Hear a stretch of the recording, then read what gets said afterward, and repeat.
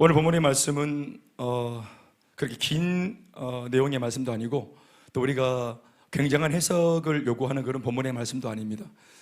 굉장히 심플하고 단순한 그런 말씀이고 누구나 이 본문을 읽으면 오늘 주제는 이렇겠구나 하고 어느 정도 감을 잡을 수 있는 그런 메시지입니다. 너무 쉽고 단순한 그런 예수님과 한 중증 장애자의 만남이지만 우리가 쉽게 넘어가지 않고 이 본문 앞에 멈추어 서서 자신을 깊이 성찰하고 돌아봐야 될 그런 중요한 울림이 있는 메시지도 이 본문이 우리들한테 전하고 있습니다. 그것은 뭔가 하면 바디메오가 오늘 눈을 뜰 정도의 굉장한 믿음으로 예수님 앞에 서 있구나, 이런 정도의 교훈을 얻는다면 그는 참 대단한 사람이고 참 복된 사람이구나, 이렇게 마무리를 할 수 있는데, 말씀이 우리한테 주는 울림은 뭐냐 하면 그게 아니고 좀 진지하게 우리 자신을 돌아보게 만드는 그 대목이, 우리가 과연 닫힌 눈을 뜨게 하는 믿음을 얼마큼 우리가 고백할 수 있을까 하는 이 부분에서, 오늘 예수를 다 믿고 있는 여러분들이 이 밤에는 다 그런 분이 오셨으니까, 저나 여러분들이나 예수를 어차피 믿어왔고 지금도 믿고 있고 앞으로도 믿을 건데, 과연 눈을 뜨게 하는 이 믿음을 우리가 고백할 수 있을까 하는 이 지점에서 자기를 돌아봐야 되는 거야. 지금 내 현재 나의 믿음이 눈을 감고 있는 맹인, 날 때부터 눈을 못 뜬 석용의 눈을 뜰 수 있게 만들 수 있는 그런 정도의 믿음인가? 여러분, 오늘 본문의 결론 같은 이야기가 뭡니까? 바디메오에게 예수님이 하셨던 축복의 내용이 뭐냐면은 네 믿음이 너를 구원하였다, 이런 말이거든요. 할렐루야. 이따가 또 살펴보겠지만 제가 뒤에서부터 좀 몇 가지를 짚으면 이렇게 됩니다. 여러분들이 이런 말씀을 좀 잘 이렇게 눈여겨보면은 몇 가지 짚어질 게 있어요. 맹인 바디메오가 예수님께 구한 것은 보기를 원한다 하는 것이었습니다. 내가 믿습니다 이런 것이 아니었고 그냥 단순히 보기를 원한다 하고 자기의 소원을 말했습니다. 그런데 예수님은 뭐라고 대답하시냐면은 네 소원이 참 가당하구나, 이런 게 아니고, 또 네 소원이 정말 간절하구나, 내가 들어줄게, 너 절박하구나, 너 진심이구나, 이런 게 아니고요. 바디메오가 보기를 원한다라고 소원을 말했더니 예수님은 뭐라고 대답을 하시냐면은 네 믿음이, 이렇게 말합니다. 이것이 네 믿음이다, 이렇게 말한다고. 바디메오는 믿음으로 고백한 게 아닙니다. 그냥 자기 소원을 말했어요. 자기 속에 있는 의지를 표현했어요. 그런데 예수님은 이것을 믿음이라고 간주하십니다. 그리고 네 믿음이 네 눈을 뜨게 했다, 이런 게 아니고요, 보기를 원합니다 라고 자기의 불편한 것들을 도와달라고 얘기했는데, 예수님은 네 믿음이 너를 구원했다 하시면서 그에게 구원을 허락하십니다. 여러분, 믿음이, 만약에 이 고백이 믿음으로 간주되었다면, 그렇죠, 믿음이 일으키는 역사는 어떤 겁니까? 단순히 우리가 이 땅을 살아가는데 불편한 정도의 장애를 고쳐주는 정도의 그런 일에 쓰여지는 도구가 믿음이 아닙니다. 믿음은 이 땅의 모든 불편한 것들을 회복시킬 뿐만 아니라 우리의 삶의 근본적인 죄의 문제를 해결하는 것이 믿음이죠. 영원한 천국에 그 누구도 입성할 수 없는데 저 굳게 닫힌 천국의 문을 열고 마치 내 집인 것처럼 내 본향이라고 말하면서 이 나라에 계신 저 위대한 왕이 내 아버지라고 자신있게 말할 수 있고, 그 아버지 앞에 내가 내 믿음을 자신있게 표현하면서 문을 열고 들어갈 수 있는, 천국의 문을 열어 제칠 수 있는 그 무기가 뭐냐면, 그 도구가 뭐냐면 믿음입니다. 믿음. 나를 구원케 만들 수 있는, 사주팔자 운명을 뒤집어 풀 수 있는 믿음입니다. 그러니까 눈을 뜨게 하는 이런 정도의 믿음이 아니라 이 말이죠. 근데 아무튼 바디메오는 보기를 원한다고 소원을 말했고, 예수님은 이것을 믿음이라고 간주하셨고, 이것이 믿음이기 때문에 네가 이 믿음대로 눈을 떠라가 아니라 구원을 받았다고 말씀하신 것입니다. 그러니까 자기가 고백한 것보다 훨씬 더 가치롭고 그리고 굉장한 것을 오늘 바디메오는 예수님 앞에서 얻어가게 된 것이야 이 말입니다. 더불어 어떤 면에서 이렇게 예수님이 너 믿음을 가졌구나 라고 한 것으로 봐서 바디메오가 이것이 믿음인지 뭔지는 자기는 인지를 못했지만 예수님이 볼 때 이 고백의 뿌리가 믿음에 근거한 것이라는 것을 예수님이 그걸 인정해 주신 것입니다. 그러니까 어떤 면에서 바디메오는 내가 예수를 구주로 믿고 있는데 이 믿음으로 무엇을 할 수 있는지를 잘 몰랐던 것 같아요. 이 내가 가진 신앙과 믿음으로 무엇까지 할 수 있는 이 믿음인지를 몰랐던 것 같아요. 그래서 예수님께 나를 구원해 주소서, 나를 좀 변화시켜 주소서, 영생을 주소서, 이렇게 하지 않고 그냥 내 불편한 것을 고쳐달라고 고백을 했겠죠. 근데 예수님은 네가 가진 믿음이 그런 정도밖에 안 되는 믿음이 아니야, 너가 가진 믿음이 그게 굉장한 믿음이라고, 그러면서 구원에 대한 선물을 주신 장면이죠. 할렐루야. 그러니 당연히 구원을 받을 정도의 은혜를 받았으니까 이 땅에서 불편한 눈 못 보는 이 장애는 어떻게 되었다고 보십니까? 성경이 안 적고 있나요? 저 뒤에 있잖아요. 52절 말씀에 예수께서 이르시되 가라 네 믿음이 너를 구원하였느니라 하시니 그가 곧 보게 되어 예수를 길에서 따르니라. 할렐루야. 그러니까 이 땅에서 예수를 믿으면 이 땅에서 우리의 삶이 풍성해지고, 그리고 살아생전 축복을 받으며 죽어서는 구원에 이르는 그런 놀라운 은혜를 주시는 것이 믿음인 줄로 믿습니다. 죽어 천국 가는 것만 믿음이 주시는 보상이 아니라 살아생전에도 우리 삶의 모든 문제를 해결할 수 있는 강력한 인생의 해답이 복음인 줄로 믿습니다. 오늘 본문을 다시 처음으로 올려놓고 우리 맨 처음 시작되어지는 46절 말씀부터 이 말씀을 조금 이렇게 훑어내려가겠습니다. 오늘 본문의 이야기는 46절로 시작되어지는데요, 여리고에 들어가시는 예수님, 그리고 이내 곧 여리고에서 나오시는 예수님, 예수님의 행보를 짤막하게 적고 있습니다. 참 독특한 것은 뭐냐 하면 46절을 보시면 알겠지만 그들이 여리고에, 그들이라는 것은 예수님과 일행을 말합니다. 그들이 여리고에 이르렀더니, 여리고에 들어갔어요. 여리고성에 들어가서 거기서 무엇을 했는지에 대한 행적은 이 말씀에는 적어도 기록이 없습니다.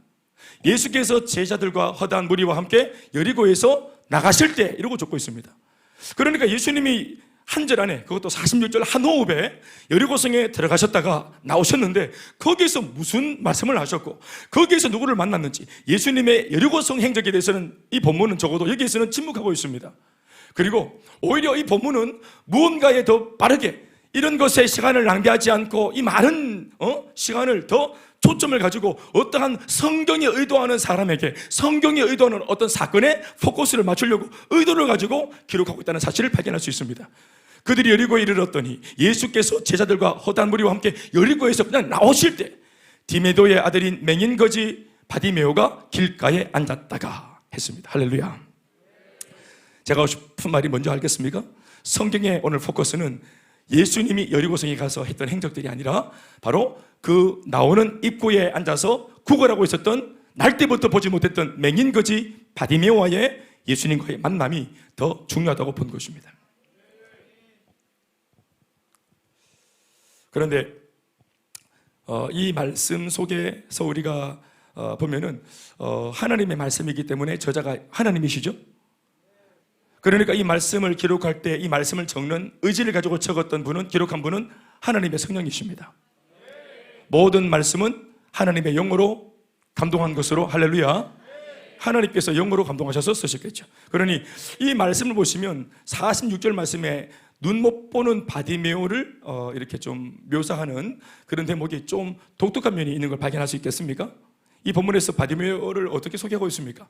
그냥 앞 못 보는 바디메오, 날 때부터 맹인인 바디메오, 맹인인 바람에 직업이 거지밖에 할 게 없는, 거지꼴을 못 면하고 있는 이런 불쌍한 인생 바디메오, 이렇게 적고 있지 않다는 것을 여러분 좀 아시겠습니까? 그렇죠. 마태복음서에도 이 기록이 있고 누가복음에도 이 기록이 있는데 마가복음에만 덧붙여서 설명해 놓은 바디메오의 프로필이 뭐냐 하면 디메오의 아들이라고 하는 이 대목입니다. 그는 맹인입니다. 날 때부터 그가 선택한 것이 아닙니다. 태어났는데 앞을 못 봅니다. 이 아이를 낳고 부모도 나중에 이 아이의 모습을 보면서 앞을 못 본다는 사실을 뒤늦게 발견합니다. 그래서 맹인이기 때문에 할 수 있는 일이 없기 때문에 그 당시만 해도 사회적인 약자, 장애를 가진 사람, 사회가 그렇게 대우해주거나 돌봐주거나 그런 시대가 아닙니다. 2000년 전 그 고대 시대 말이죠. 그러니까 사회적인 약자, 그러니까 그 당시만 해도 유대인들의 생각에는 병을 가진 사람은 뭔지 모르겠지만 죄를 유전으로 받았기 때문에 죄 때문에 병이 왔다 이렇게 보기 때문에 병자를 병자로 보지 않고 병자를 죄인으로 인식합니다. 그래서 자기가 지은 죄나 아니면 부모로부터 죄가 유전되었기 때문에 그 꼴을 당하는 거다, 싸다 이렇게 봤기 때문에 사회적인 약자들이 그렇게 도움을 못 받았고 동정을 못 받았어요. 그러니까 이 사람이 자기 장애 때문에, 그 당시 사람들의 개념에 의하면 죄 때문에 거짓꼴을 못 면하고 그 거짓꼴로 있는 것은 당연하게 본 겁니다. 그러니까 맹인 거지, 이름 이 두 자가 얼마나 참 이 바디메오에게 속상하게 하는 부분인지 모르겠어요. 사람 이름이 맹인 거지예요. 이름이 버젓이 있었지만 누가 이 사람의 이름을 불러줬겠습니까? 그러나 그는 이름이 있었어요. 이름이 바디메오입니다. 그런데 오늘 이 본문에 나오는 46절 말씀에 바디메오라고 하는 이 이름과 이 바디메오에 대한 설명으로 디메오의 아들이라는 이 말은 사실 같은 말입니다. 한 사람의 이름이 두 번 반복된 겁니다. 그러니까 디메오의 아들이란 말이 뭐냐 하면 디메오입니다. 그러니까 바라고 하는 것은 누구누구의 아들 이런 겁니다. 바요나 시몬아 네가 복이 있도다. 베드로의 아버지 이름이 요나입니다. 요나. 바요나. 그러니까 요나의 아들. 미안합니다. 그러니까 요나죠. 요나. 맞는 말 아이가? 그러니까 요나의 아들 바요나 시몬아. 그러니까 시몬의 이름이 요나, 요한. 요나란 말과 요한이란 말은 같은 것입니다. 그러니까 아버지가 요한이겠죠. 바요나. 아버지 이름이 바요나인 겁니다. 바요나 시몬아. 아시겠죠? 그러니까 디메오라고 하는 것은 디메오의 아들이라는 뜻입니다. 아시겠죠? 예. 그리고 이 성경의 저자이신 하나님이 지으셨다. 믿으십니까? 그러니까 하나님은 이 맹인 거지를 단순히 장애우로 보는 것이 아니고 거지꼴을 못면하는 불쌍한 인생으로 보는 것이 아니라 어떻게 보고 있습니까? 그럼에도 불구하고 이 사람이 누군가의 아들이라는 사실을 초점을 가지고 있는 것입니다. 사람을 바라보는 성경의 초점입니다.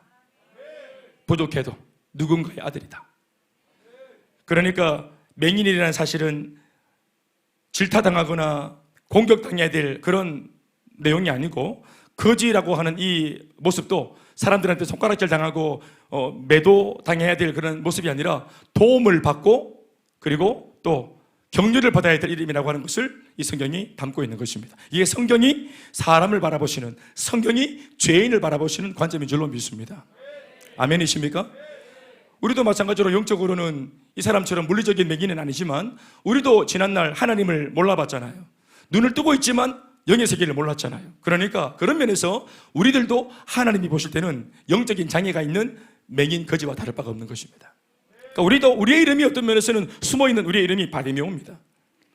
아마 이 아버지 디메오라고 하는 이 아버지가 아이를 낳아서 기르는데 행세가 좀 이상한 걸 보고 이렇게 살펴보니까 애가 눈이 안 보이는 거죠. 그래서 아마 이 부모가 결의해서 엄마 아빠가 아이 이름을 짓기로 했는데 그게 뭐냐면 디메오 주니어입니다. 다르게 이름 짓지 않고 디메오의 주니어. 그러니까 아버지 이름을 따서 디메오 주니어, 바디메오. 그러니까 무슨 말입니까? 이 험난한 세상을 이 아이가 이 맹인이 되어진 이 장애를 가지고 살아갈 때 주눅들거나 위축되거나 눌리지 말라고 아마 아들을 위한 측은지심에서 이 이름을 지었다고 추측이 가능할 것이에요.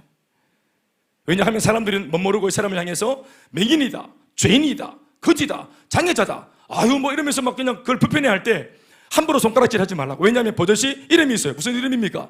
내 아들입니다 이런 뜻이다. 바디메오라는 뜻이 무슨 뜻이냐면은 프로 얘기하면은 내 아들입니다 이런 뜻입니다. 자가 내 아들이라고.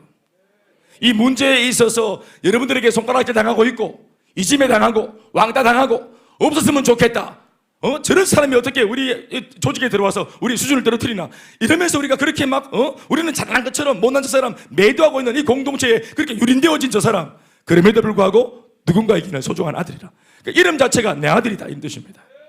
그래서 여러분 바디메오라는 이름이 우리의 이름이라는 것입니다.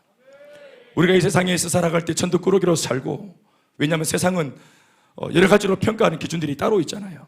스펙으로 사람을 평가하고 또 지평수로 사람을 평가하고 대학 나온 대학 간판으로 사람을 평가하고 또 집안의 어떤 그런 가문으로 그 사람을 평가하고 대화 한번 안 해보고 내가 인사를 해야 될 사람인지 내가 무시해도 좋은 사람인지 우리가 딱 사람의 이력을 딱 보는 순간 우리 스스로도 그렇게 할 때가 있잖아요.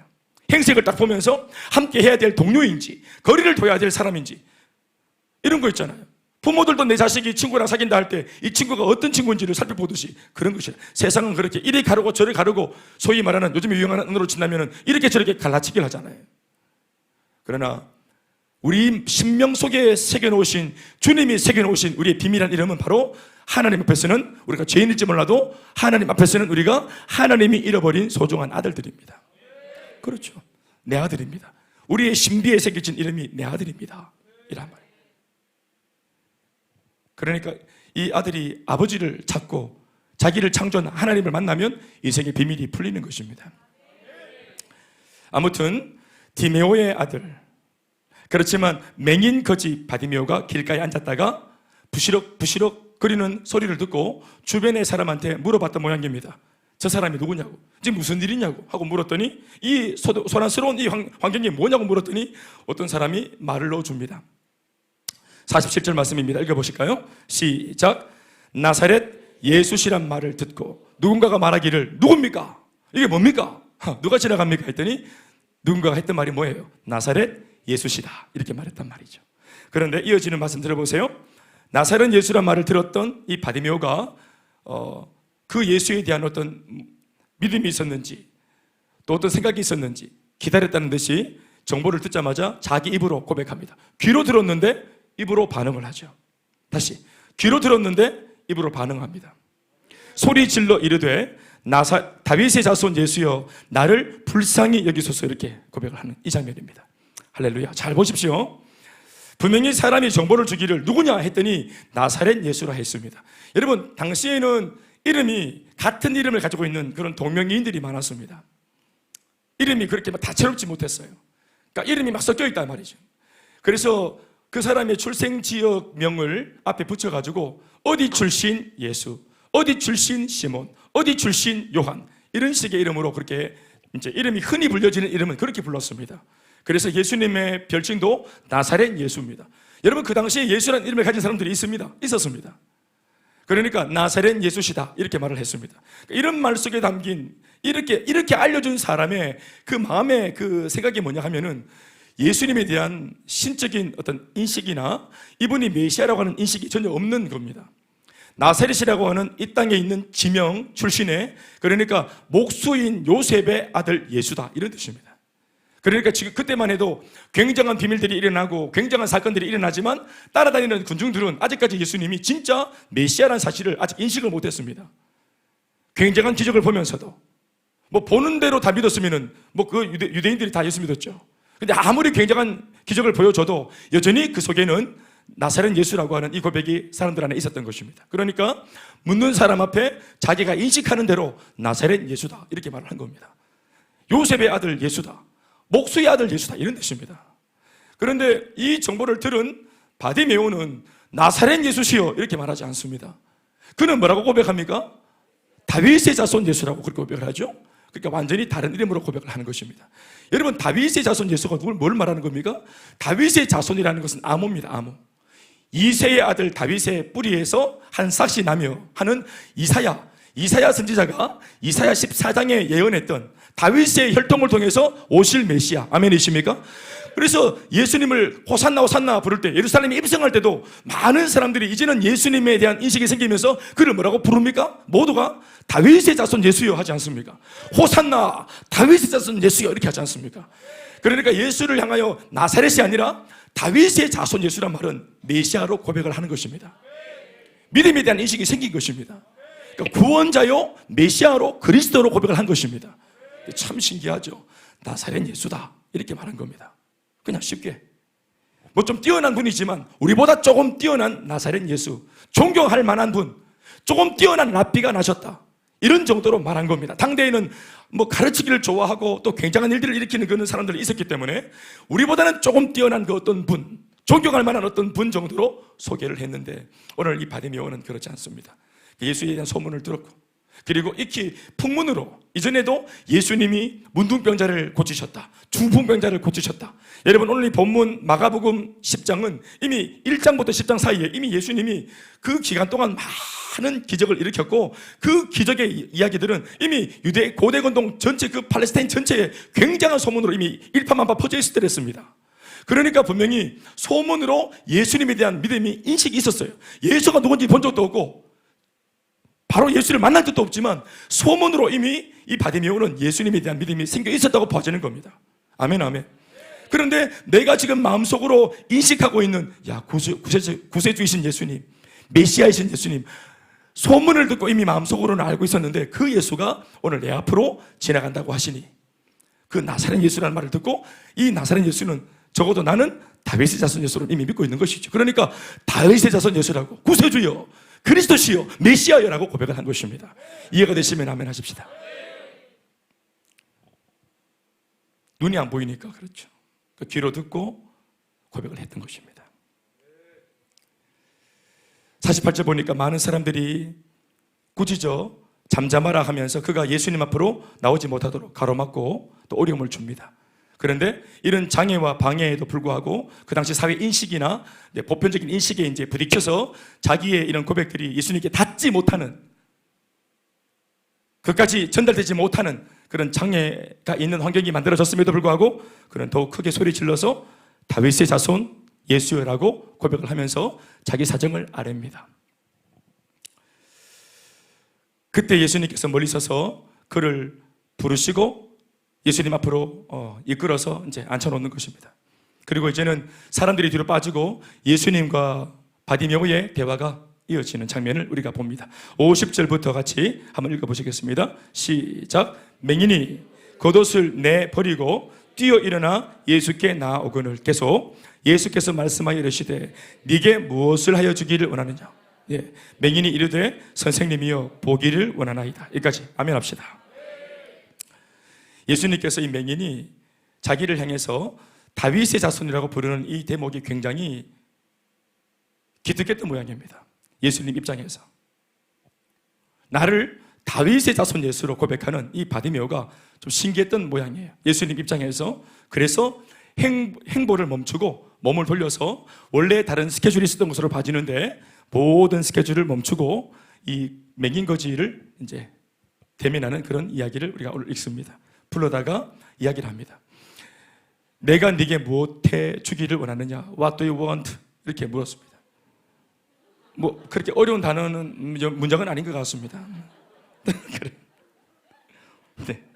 내가 네게 무엇해 주길 원하느냐? 이 말이 무슨 말인가 하면 이렇게 말할 수 있습니다. 너는 내가 무엇을 할 수 있는 존재라고 믿느냐? 이런 뜻입니다. 너는 내가 무엇을 할 수 있는 존재로 믿느냐?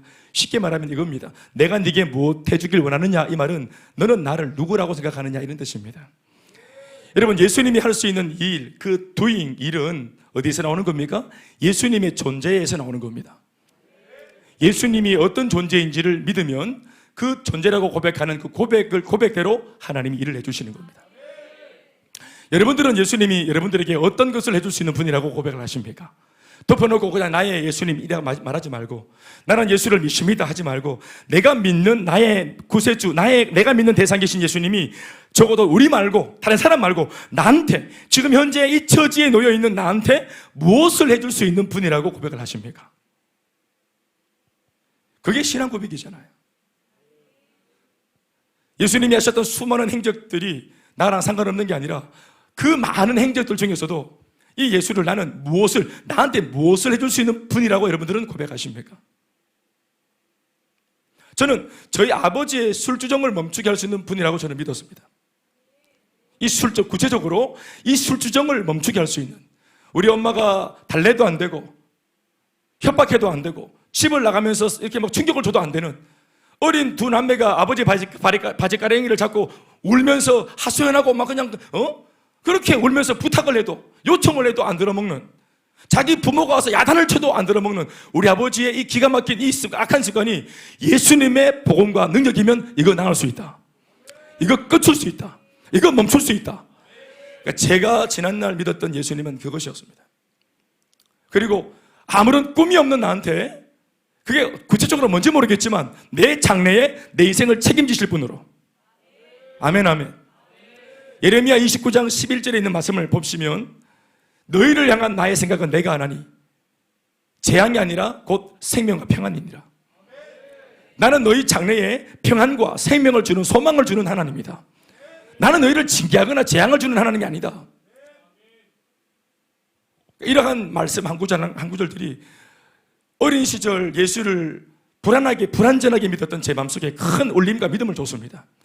성경책을 다 읽고 성경책 속에 다 나타나는 하나님을 내가 100% 다 이해한 건 아닌데 구절 내가 그 당시 내 신앙의 수준에서 인식할 수 있는 하나님의 그 모습들이 조금씩 흘려주시는 모습들이 저한테는 부각되고 제가 믿을 수 있도록 도움을 줬습니다. 성경을 다 읽고 퍼즐을 다 맞추어서 완성된 모습의 예수를 내가 전체를 믿는 게 아니라 다는 모르겠어요. 그런데 부분 내 수준에서 내 귀에 들어오고 눈에 들어오는 그 말씀이 저한테 큰 소망을 줬습니다. 좌절심이 크고 또 미래에 대한 두려움이 크고 또 가정과 가문에 자신이 없고 저는 뭐 그랬습니다. 그래서 저희는 저희 집이 가난하고 술주정뱅이 아버지의 배경이 있고 그래서 저는 저희 집에 친구를 한 번도 데려온 적이 없어요. 저희 엄마 아버지가 부끄러웠기 때문에요. 우리 어머니는 늘 한숨을 쉬고 늘 약해 빠져서 난 그 모습이 참 싫었어요. 또 우리 아버지는 뭐 그런 거친 모습이 참 싫었고, 그래서 이게 이제 아이가 이제 자격지심이 이제 있고 그러니까 주눅 들고 이래가지고 밖에서는 뭐 건강하고 멀쩡한데 친구 관계가 이게 건강하지 못하는 거예요. 알고 보니까 예수 믿고 나중에 공동체에서 보니까 성격이 그렇게 이상한 건 아닌 것 같은데 대인관계에 있어가지고 자신이 없었어요. 그래서 집을 오픈한 적이 없었어요. 한 번도. 그런 배경들이 있었지만 하나님께서 이제 이런 소망들, 너희 아버지가 그 운명에서 바뀔 수 있다. 그렇죠. 그 반지하도 아니고 3분의 2 이상이 밑으로 들어가 있는 집. 그러니까 창문이 저 위에 보이는 거예요. 창문이 저 위에 보이고 그 창문 사이로 이제 사람들의 복숭아뼈가 보이는 거지. 지상에 사는. 네. 기생충이 나오는 그 송강호 씨의 집이 저희 집입니다. 이렇게 사람 비가 막 오면은 문 열어놓으면 비가 막 안으로 다 들어오고 문을 닫아야 돼. 그 단칸방입니다. 4식구가 사는. 우리 아버지가 하여튼 뭐 크게 기여를 했었습니다. 노름해가지고. 제가 이제 20살이 되고 21살이 되고 이제 대학생이 되니까 제 여동생이랑 또 같이 있으니까 4식구가 함께 있을 수 없잖아요. 그러니까 그 주인한테 말을 해가지고 옆에 있는 그 창고 하나를 이렇게 짐을 밀어가지고 짐을 치울 수는 없고 짐을 이렇게 밀면은 이제 이 짐이 이만큼이 쌓이죠.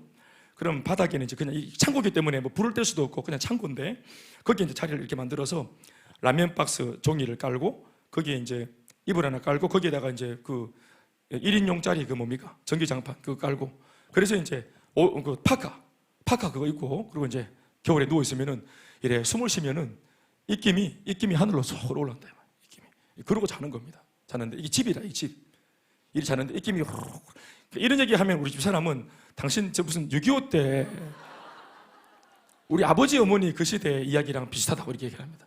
집 사람하고 2살 3살 차이밖에 안 나는데 제가 그때 20살 21살 청혼의 푸른 꿈을 꾸고 다 이렇게 막 인생을 꿈꾸고 이렇게 해야 될 텐데 지금도 기억이 나요. 처량하게 짝이었고 그 당시 예수를 믿었어요 제가. 그런데도 그랬단 말이죠. 숨을 쉬면은 입김이 훅 나가면은 이래고 사라지고 뭐 입김이 뭐 피어오르는 게 아니잖아. 사라지고 흩어지고 내 인생이 이 입김 같다는 생각을 했어요. 앞으로 내가 살아가는 남아있는 이 모든 생애가 이 입김처럼 저렇게 흩어지고 말 거라는 생각을 했습니다. 그날 그 차디찬 바닥에 누워서 겨울에 입김을 이렇게 내뱉으면서 내가 하늘 천장을 이렇게 바라보면서 그 느낀 절망감을 잊을 수가 없습니다. 잊을 수가 없다. 그래서 제가 꿈이 없고 생명과 비전이 없다는 거, 이 꿈과 비전이 부재된 청춘은 미안한 말이지만 꿈과 비전이 없는 청춘은 비극적인 청춘입니다. 생명과 꿈이 있고 목숨과 비전이 있고 이런 것들을 가슴에 끌어안고 인생의 방향을 정하고 내가 이거 하다 죽어도 좋다 하는 인생의 목표와 방향을 정하고 달려가는 청춘이 되어지면 이 젊다는 것이 정말 가치가 있거든요. 그런데 내가 가지고 있는 하나님이 선물로 주신 이 청춘과 젊음과 패기와 열정과 이런 에너지를 어디에 써야 될지를 알지 못하고 가지고 있는 채로 묵히고 썩히고 있고 이걸 그냥 이렇게 줄줄줄 인생을 따라서 그냥 내어버리고 있는 이런 인생을 사는 청춘들은 청춘일지라도 불행하고 어떤 면에서는 하나님 주신 꿈을 가지고 달려가는 50대, 60대, 70대, 80대 어른들보다 더 못한 삶이다. 그러니까 꿈을 가졌다는 게. 저는 예수를 믿었다고 말씀을 드렸습니다. 기도도 참 나름대로 많이 했습니다. 하나님께 쓰임받고자 드렸던 사명 어린 기도가 아니라 우리 아버지 때문에 못 살겠어요, 힘들어 죽겠어요 하는 투정 어린 이것 좀 치워주세요 하는 이런 기도들이었습니다. 그러니까 그런 기도들이니까 이 기도가 뭐 하나님을 향해서 뭐 그렇게 뭔가 폭이 넓거나 깊이가 깊거나 하지 못하죠.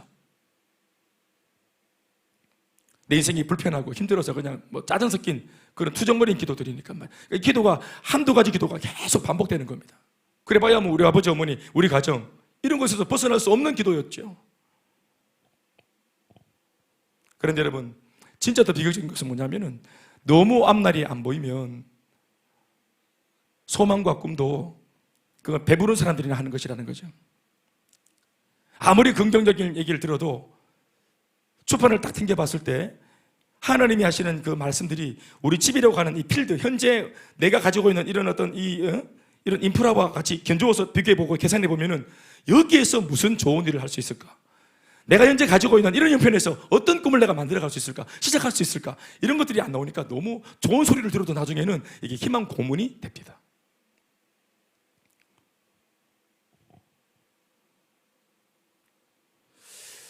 제가 이런 버릇이 있어서 그런지 몰라도 저도 힘들고 어려울 때 선배들이 가끔 위로해 주거나 격려해 주는 말들을 많이 들었었어요. 또 저를 또 좋게 본 형님들이나 누님들이 이런 사정을 얼추 조금 눈치채서 저한테 소망을 주고 막 이렇게 격려하는 분들이 있었어요. 근데 그런 소리를 들으면 너무 화가 났던 기억이 나요, 저는. 그래서 제가 지금 목회를 하면서 우리 청년들한테나 또 성도들한테도 말을 할 때 늘 제가 마음속에 가지고 있는 두려움이나 염려가 뭐냐 하면 이게 제 기억이 있기 때문에 이게 그냥 책임지지 않는 말을 그냥 부도수표 남발하듯이 그냥 화려한 미사오구를 연발해서 제가 이렇게 내는 것으로 이 성도들이 또 청년들이 이 말을 들으면 어떡할까?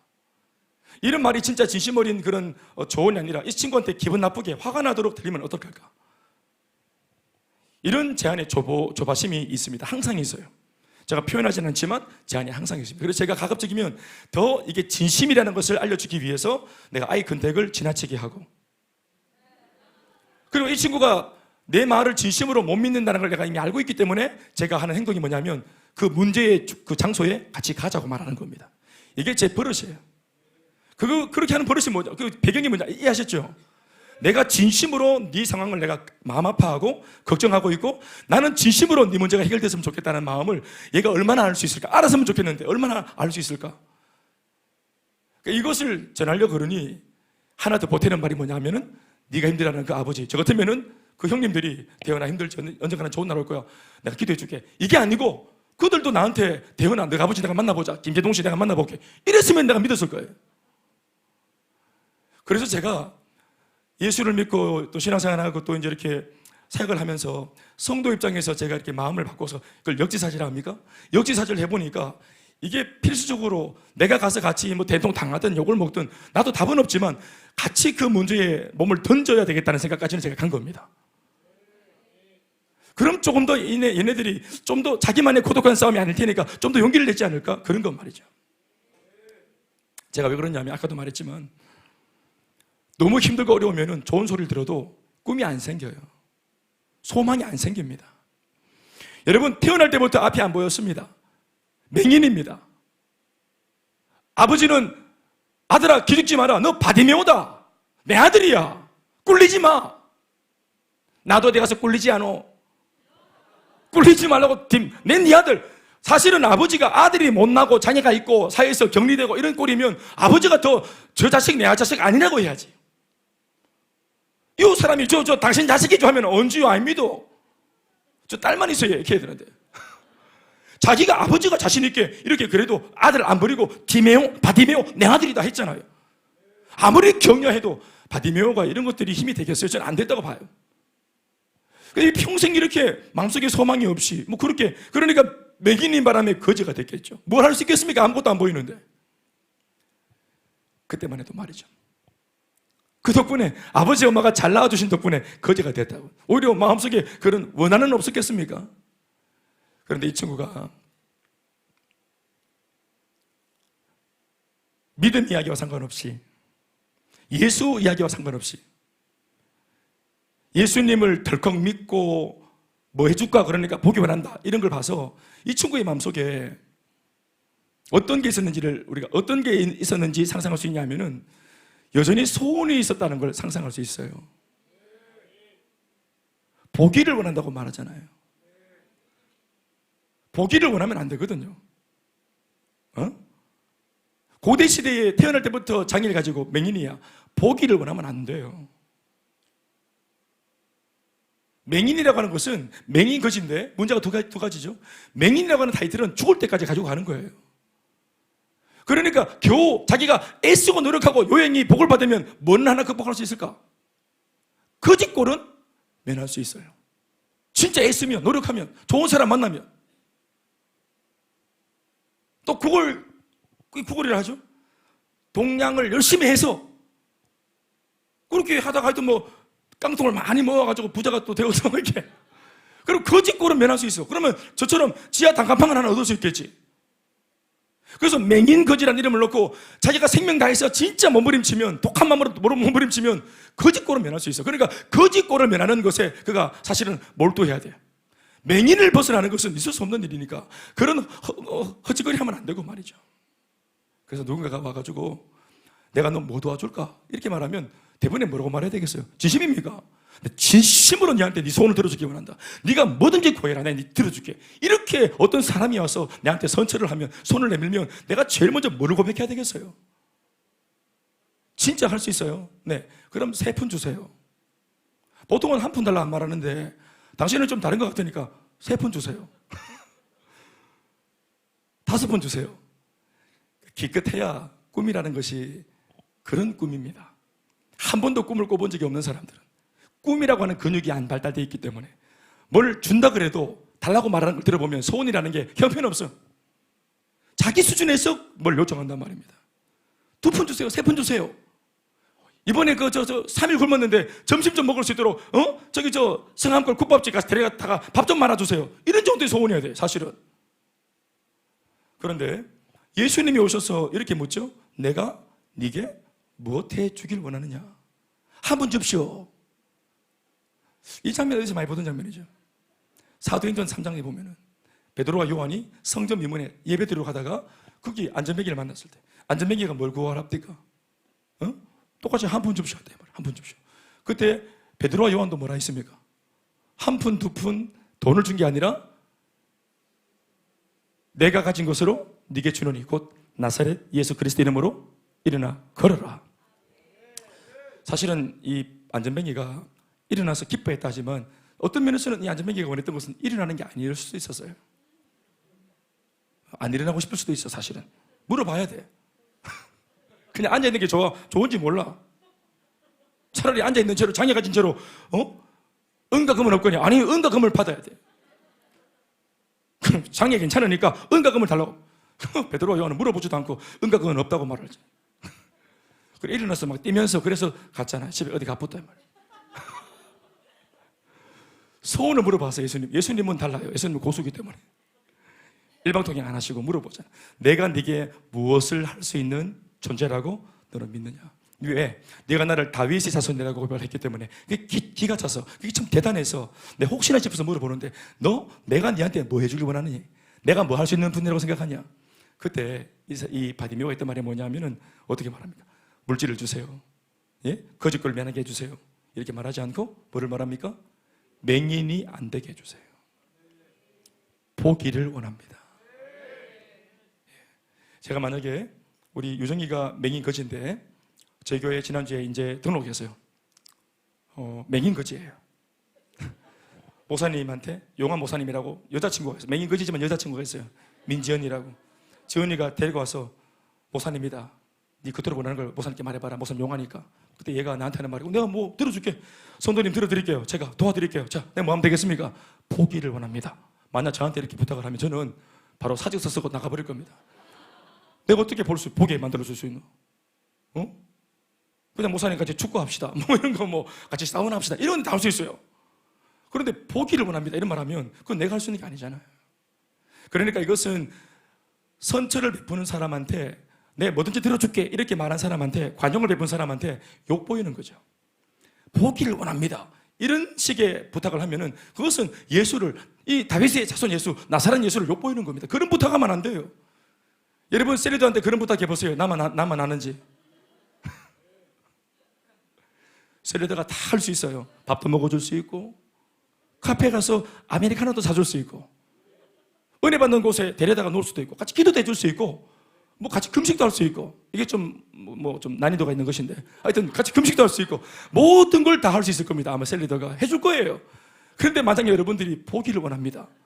또 지난주에 건강검진 했는데 내가 지금 부신이 안 좋아. 부신이 낫길 원합니다. 기능이 회복되길 원합니다. 머리 빠지는데 머리가 회복되길 바랍니다. 이런 소리 하면은 그게 셀리더한테 셀리더 욕 보이는 거지. 상당히 어려운 난제죠. 그런데 바디메오가 누구한테 사실은 이 소원은 어릴 때부터 가지고 있으면 안 되는 소원인데 이 친구는 이 소원을 가지고 있었습니다. 소원이 있었고 바람이 있었는데 이 소원과 바람을 이루어 줄 수 있는 분을 만나니까 그제서야 이 소원을 끄집어 올린 겁니다. 바디메오도 압니다. 눈을 보게 해달라고 하는 소원은 아버지한테 부탁하는 게 아니라는 거를. 맹인이라고 하는 이 장애를 회복하는 것은 동네 아무리 유능한 사람이라도 그런 사람들한테 부탁할 수 없다는 것을 이미 알고 있어요. 왜요? 그들이 아무리 뛰어나도 인간적으로 뛰어나고 인간적으로 우월하고 지식이 있고 학식이 있어도 이런 인생의 문제를 해결할 수 없다는 사실을 이미 바디메오도 알고 있습니다. 알고 있기 때문에 부탁하지 않아요. 그래서 다른 사람들한테는 지금까지 한 푼 줍쇼 이것만 해왔어요. 한 푼 줍쇼 이것만 해왔어요. 그런데 오늘 바디메오가 예수님을 만났을 때는 다윗의 예수라고 고백을 하며 이분이 메시아라고 믿었기 때문에 이분이라면 내 눈을 뜨게 할 수 있다.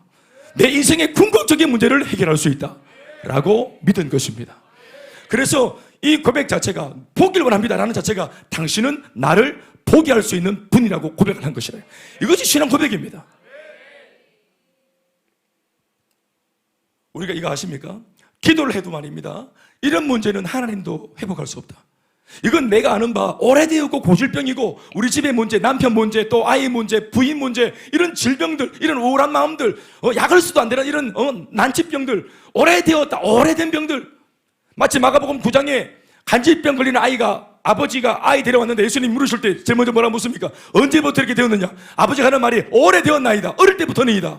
무슨 말입니까? 고질병이고 오래되었기 때문에 당신도 할 수 없을걸? 이걸 말한 겁니다.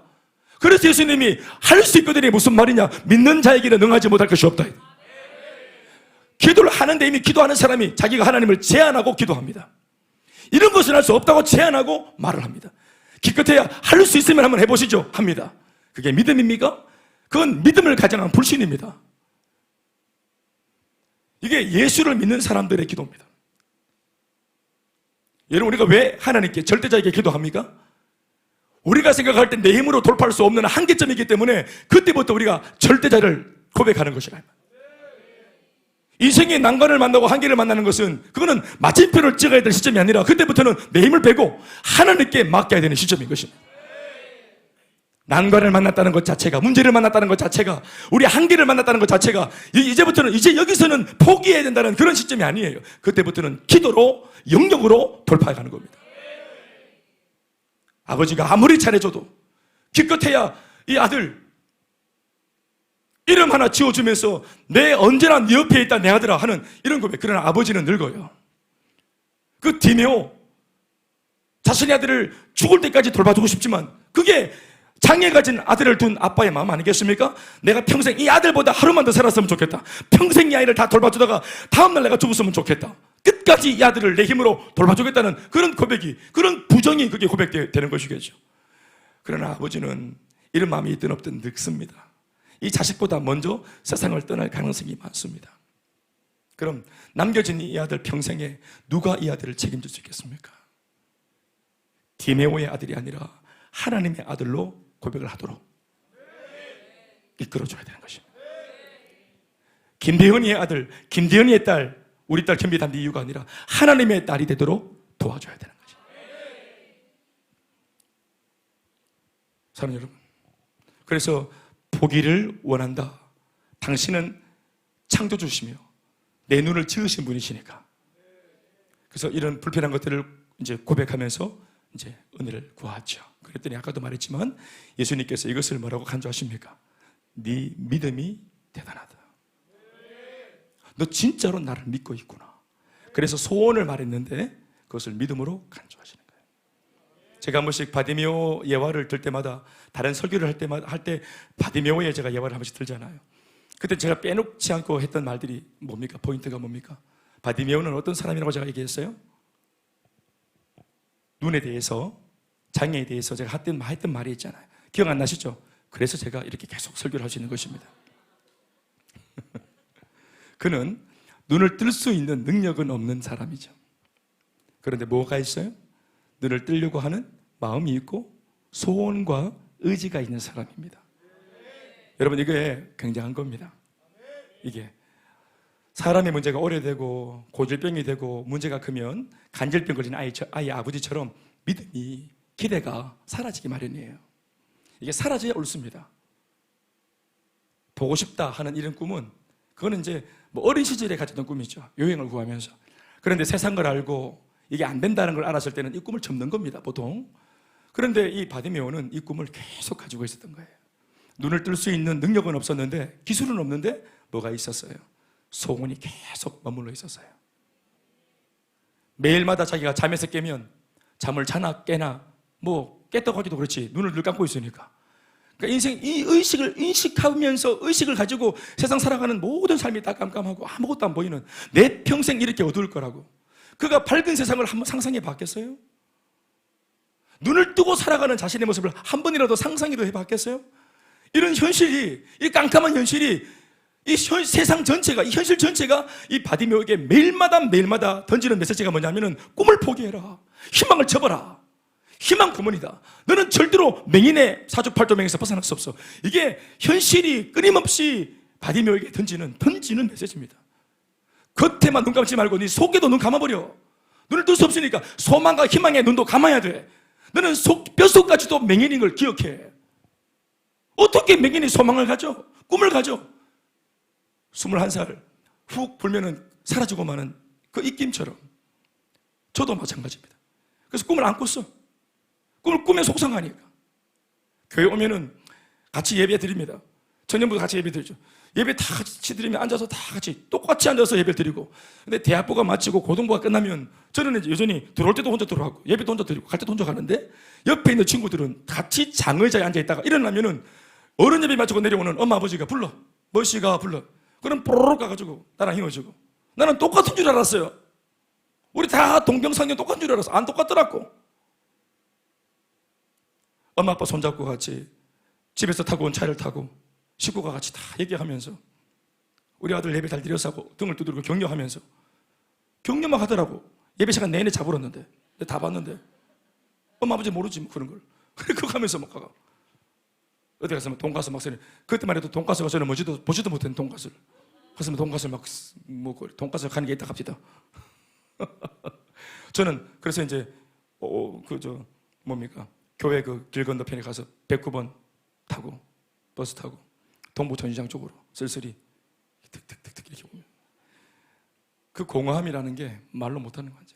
그 교회에 왔는데도 느끼는 그 이질감들, 그 끼리끼리 모이는 그런 문화들, 나만 불행하고 다 밝아 보이고 다 행복해 보이는 이런 것들.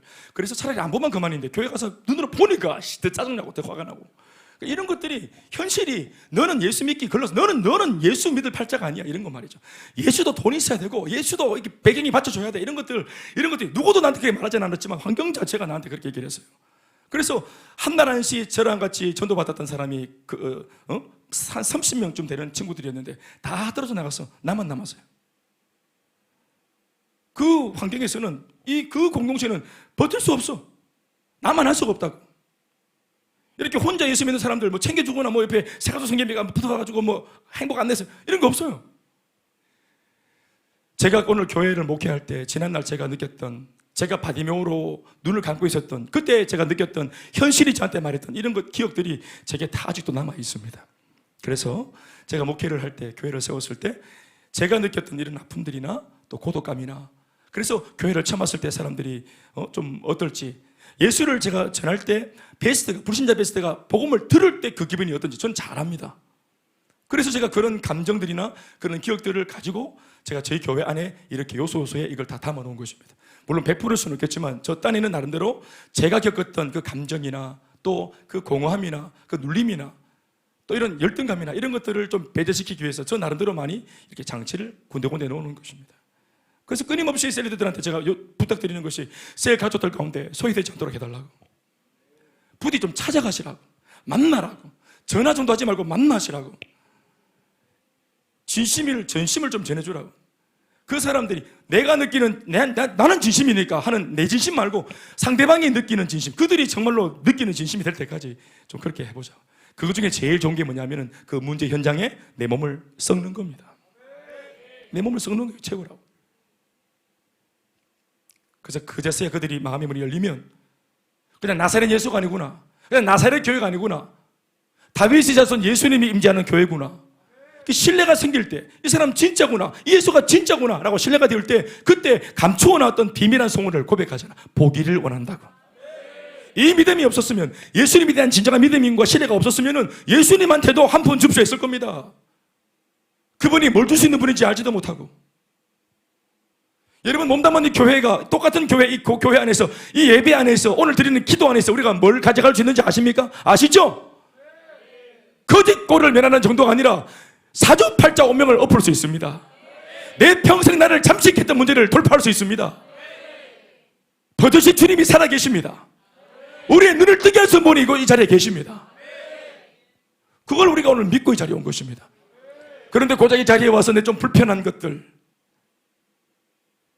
그냥 고민 좀 되는 것들, 물론 그런 것들도 고백해야 되겠지만 오늘 이런 성경을 통해서 더 큰 믿음을 가져봅시다. 더 깊은 신뢰를 가져봅시다. 더한 것도 기도로 담아서 이게 절대로 주님 앞에 이게 예의 없는 거 아니에요. 하나님으로 대접해 드리는 것이 뭔지 아십니까? 우리가 드리는 기도의 내용을 보면 내가 고백하는 이 대상이 내가 하나님으로 하고 있는지 이거 금방 알 수 있습니다. 우리가 누구로 대화하는지, 우리가 무엇을 고백하느냐에 따라서 말이죠. 감춰 놓았던 것들, 숨겨 놓았던 것들, 그래요. 사람한테는 한 번도 1절 말해보지 않았던 것들, 심지어 셀리더나 목사님한테도 한 번도 고백하지 않았던 나만의 이 고질적인 문제들, 인생의 문제들, 이것 때문에 절망이 찾아오는 거, 은혜를 때로는 받아도 되겠나 싶어서 불신이 득세하는 나의 마음에 이런 오래된 고질병들, 이런 것들을 주님 앞에 오늘 보따리를 다 풀어헤치고 고발하고 고백하는 시간이 특별히 금요일 밤에 이 야심한 밤에 왔으므로 이 밤에는 그런 기도가 있었으면 좋겠습니다. 말씀 뵙겠습니다. 그랬더니 상상도 못했던 일이 바디메오에게 선물처럼 주어집니다. 눈을 뜨는 것은 물론이거니와 더불어 눈을 떴으므로 이제는 거짓골도 면하게 되었을 것이고, 어떤 면에서는 그가 구하지도 않았던 놀라운 영적인 구원의 영생의 비밀도 깨달아 누릴 수 있는 축복을 그 자리에서 받게 되었습니다. 디메오의 아들, 그는 이렇게 디메오의 아들에서 하나님의 아들로 거듭나게 되었습니다. 우리의 주인 되신 분이 오늘 똑같이 이 자리에 우리를 향해서 말씀하십니다. 내가 네게 무엇 해주기를 원하느냐? 옆에 사람 인사합시다. 주님이 당신에게 무엇 해주기를 원하십니까? 여러분, 오늘 어떤 소원을 가지고 오셨습니까? 당신이, 여러분들이 믿는 하나님을 여러분들은 어떻게 고백하십니까? 저는 이제 의미 없는 한숨을 쉬지 않습니다. 30년 전 공중으로 흩어졌던 허무한 그런 한숨 같은 인생이 되지 않게끔 하나님이 꽉 찬 인생이 되게 하셨습니다. 심지어 지금은 부족하나마 이제는 다른 사람의 한숨을 멈추게 하는 일에 하나님 저를 불러서 쓰시고 계십니다. 아니, 우리 모두를 불러 쓰시고 계십니다. 사랑하는 여러분, 오늘 밤에 기도해서 그 은혜를 누려받는 놀라운 축복이 있길 주의 이름으로 축원합니다. 박수하시겠습니다.